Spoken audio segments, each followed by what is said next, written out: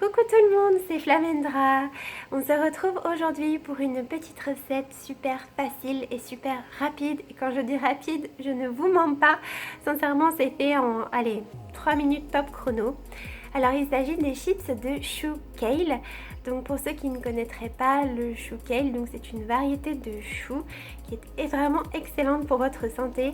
Et l'avantage, c'est qu'on peut en faire des petites chips vraiment saines et gourmandes qui sont prêtes en 2 temps 3 mouvements. Alors dans cette petite vidéo, en fait, je vais aussi vous présenter ma petite astuce de cuisson qui va vous permettre d'avoir des chips de chou kale bien croustillantes et qui ne sont pas noircies sur le dessus. Parce que je ne sais pas si ça vous est arrivé, mais moi personnellement avant je les faisais au four et de temps en temps mes chips de chou kale étaient noires. Donc pas bonne du tout, ça fumait partout là-dedans, c'était une vraie catastrophe. Et donc voilà, depuis que j'ai trouvé une autre alternative on va dire, et bien là elles sont parfaites, elles sont vraiment super bonnes et l'avantage c'est que c'est prêt en 3 minutes top chrono. Donc voilà, je vous laisse avec la vidéo, j'espère que celle-ci vous plaira.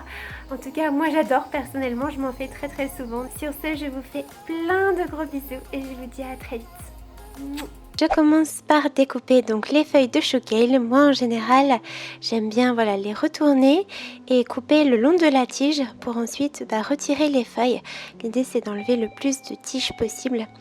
Donc voilà, je fais ça pour toutes les feuilles de chou kale que j'ai bien sûr lavées au préalable avec un bon petit couteau. Ensuite, je prends tout simplement une petite assiette. Donc en général, c'est un petit bol, une petite assiette assez creuse. J'ajoute de l'ail en poudre, ensuite de l'ail fumé en poudre aussi. Je vais ajouter un petit peu de cumin. Ensuite, je mets du curcuma qui donne une jolie couleur d'ailleurs. Je mets un peu de poivre pour augmenter donc l'assimilation du curcuma. Je mets 3 tonnes de paprika fumé parce que j'adore vraiment le goût que ça donne.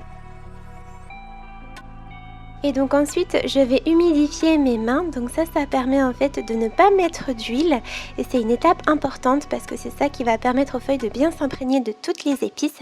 Et ensuite il faut bien malaxer avec ses mains, donc faire un bon petit massage au kale et une fois que vous voyez que le kale est un petit peu plus tendre, et bien c'est parti pour environ, moi je mets en général 5 minutes au micro-ondes. Vous pouvez ouvrir de temps en temps pour voir si c'est prêt. L'idée c'est que vos chips soient vraiment croustillantes en fait, donc ouvrez de temps en temps et si les chips ne sont pas encore croustillantes, donc si c'est encore moelleux, et bien remettez quelques minutes de plus et voilà, c'est prêt, vous avez des chips bien croustillantes.